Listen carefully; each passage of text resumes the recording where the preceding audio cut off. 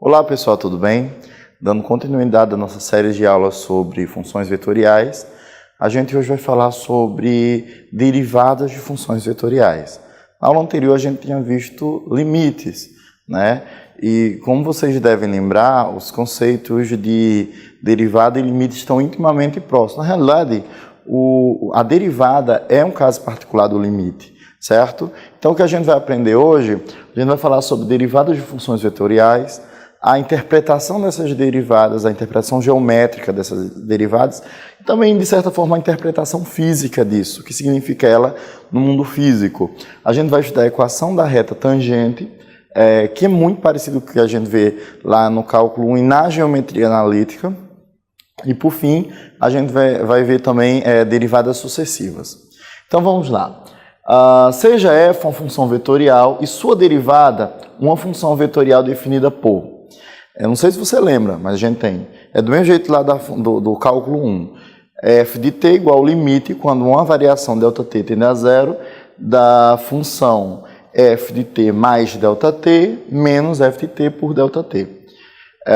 Então, para todo t, tal que o limite exista, se a derivada f de x existe em todos os pontos, no intervalo i, definimos ou dizemos que essa função é derivável nesse intervalo. Tá certo? Então vamos ver alguns exemplos. Vocês vão perceber o seguinte, que a derivada de uma função vetorial é simplesmente a derivada de cada uma das suas componentes. Nesse primeiro caso, a gente tem, olha, determina as derivadas das funções vetoriais, sabendo que eu sei que f de t, essa função vetorial, ela é formada por uma componente i, uma j e uma k, né? Vou dizer assim, olha, uma função f1 de t, i, mais uma f2 de t, j, mais uma função f3 t, k, né? Onde f1 é t ao quadrado, f2 é cosseno de t e f3 é 5t menos 1. Então, calcular a derivada dessas funções, calcular essa derivada, ou seja, f' de t, é simplesmente calcular a derivada dessa primeira, mais a derivada da segunda, mais a derivada da terceira, tá certo? Então, dessa forma a gente vai ter quem? Sabendo que a primeira, f1, vamos anotar aqui quem é f1 de t. f1 de t é t ao quadrado. Então, quem é a derivada dessa função? Ora, é uma função potência, né? T ao quadrado. Então, a derivada disso vai ser 2t. Por que, professor, é 2t? Não sei se vocês lembram, mas quando a gente tinha qualquer função do tipo f de x igual a x elevado a n, então a gente tem o que como derivada? F' de x vai ser igual a n, x elevado a n menos 1, não é isso? Então, usando isso, a variável que a gente tinha aqui é t, né? Então, a gente tem t elevado a 2, a derivada desse 2 desce e fica 2 menos 1, ou seja, ficaria 2t, 2 menos 1 é 1, então não tem necessidade de colocar em cima, não é isso? A segunda função, a função f2, é o cosseno de t. Então, vamos dizer assim, f de 2t é igual a cosseno de t. Então, quem é a derivada dessa função? f', 2' de t, essa derivada vai ser a derivada do cosseno, não sei se você lembra, mas é menos seno. Menos seno, derivada trigonométrica, então vai ficar menos seno de t.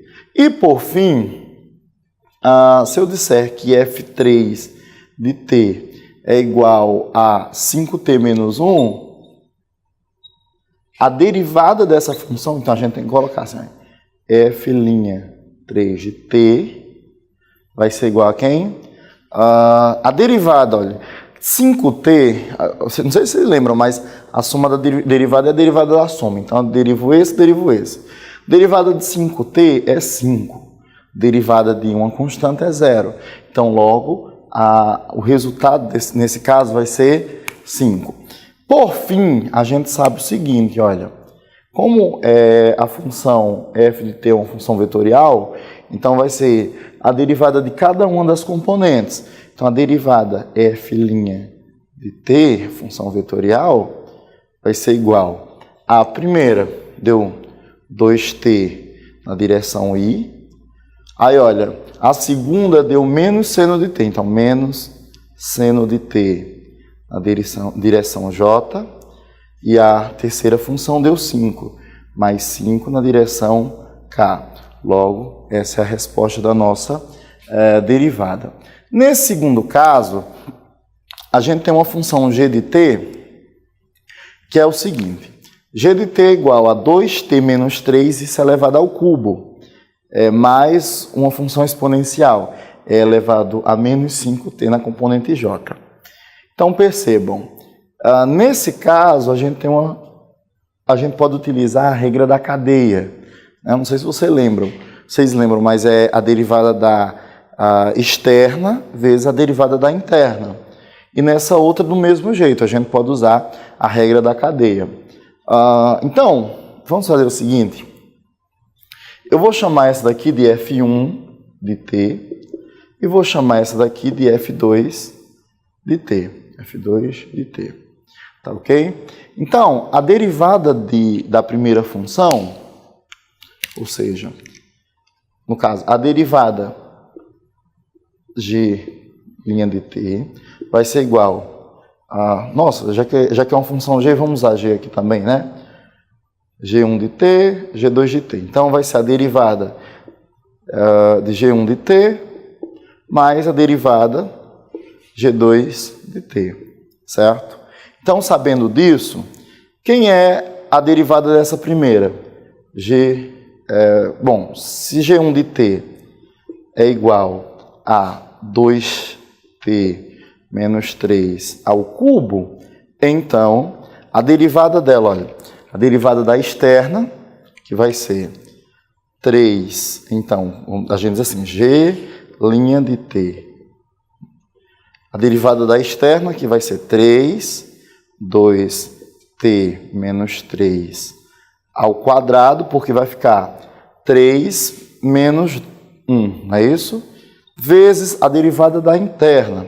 A interna você tem 2t menos 3. Então, a derivada disso vai ser 2. Tá ok? Que reorganizando, a gente vai ter 6, 2t menos 3 ao quadrado. Essa é a primeira. E a da segunda vai ser quem? Se a função g2 de t é igual a e elevado a menos 5t, então a gente tem novamente uma função composta, não é isso?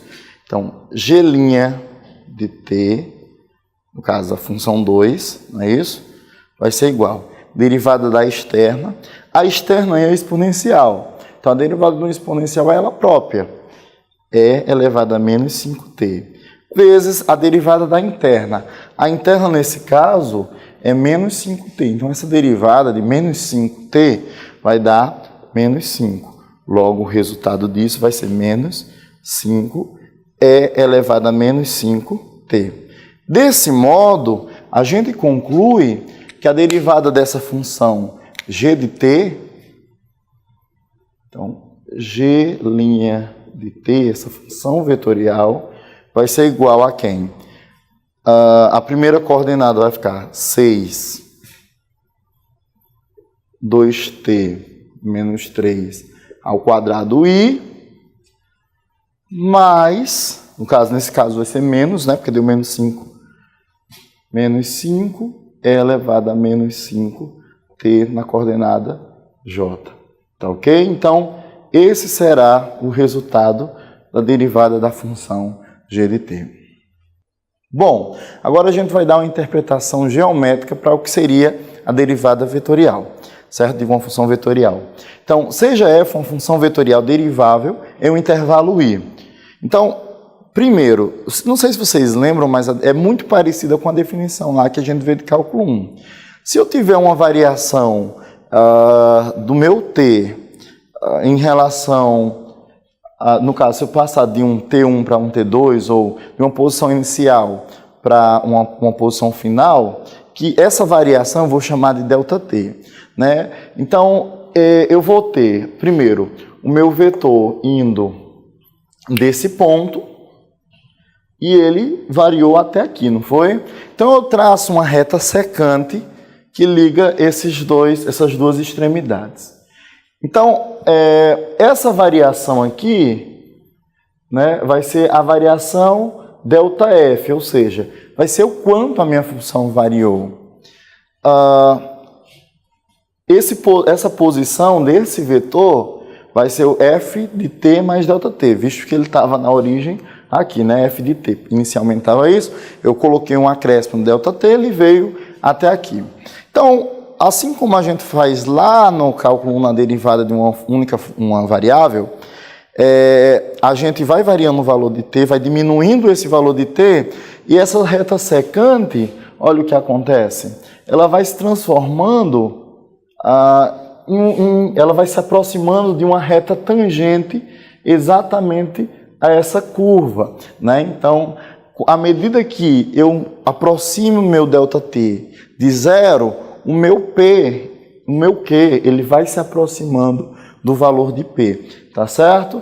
Então, à medida que eu tenho uma função desse tipo, eu posso dizer o seguinte, eu posso dizer que isso daqui é um vetor que é tangente ao meu ponto, tá certo? Então, a interpretação geométrica de uma função vetorial, da derivada de uma função vetorial, vai ser exatamente um vetor tangente a um ponto da curva, não é isso?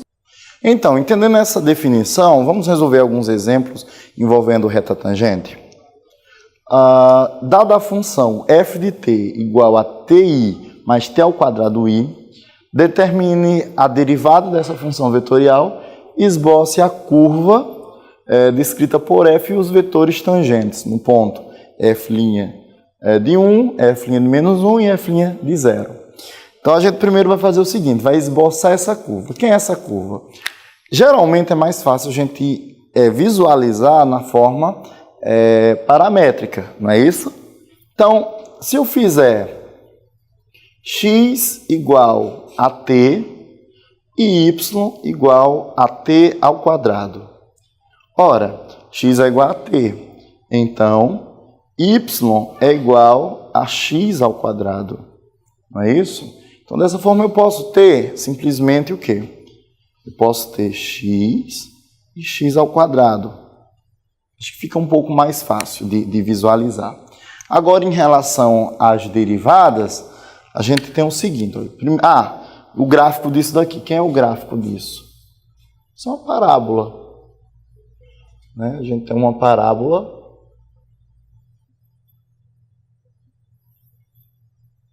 Pronto. E agora, sabendo disso, a gente pode fazer o seguinte, pode calcular as derivadas. Então, calculando as derivadas, primeiro, eu sei que f de t é igual a ti mais t ao quadrado j. Então, a derivada dessa função f' de t vai ser igual. A derivada de t é 1. Então, fica 1i, ou próprio i.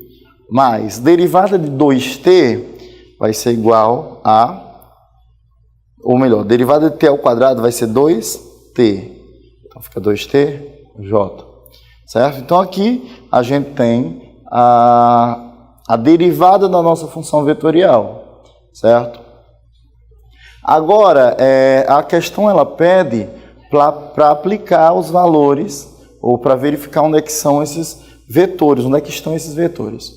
Então, primeiro, no ponto 1, ou seja, f' de 1. Isso daqui vai dar quanto? Ora, aqui a gente tem um componente i, né, que já o 1 não tem nenhum t aqui, então a gente não precisa substituir. Mais 2t, aí do lugar de t você coloca 1. Então, 2 vezes 1, 1. Então, você vai ter esse vetor, não é isso? Agora, aonde eu coloco ele? Percebam, se a função ela tem coordenada t e t ao quadrado, se t é igual a 1, então será no ponto 1 e 1. O ponto 1 e 1, por exemplo, eu tomando aqui, que é 1. Então, esse vetor, ele vai ter uma componente em x e duas componentes em y. Então, seria algo mais ou menos assim. Agora, a soma, não sei se vocês lembram, soma de duas componentes, né? Soma vetorial. A gente vai ter exatamente, olha, algo mais ou menos assim. Tá ok? Então, o resultado seria esse vetor que é tangente a esse ponto aqui. E esse vetor ele tem I e 2J. Tá ok? Tem essa direção. Então, de modo análogo, eu quero que vocês tentem para o ponto -1 e para o ponto 0. Tá ok?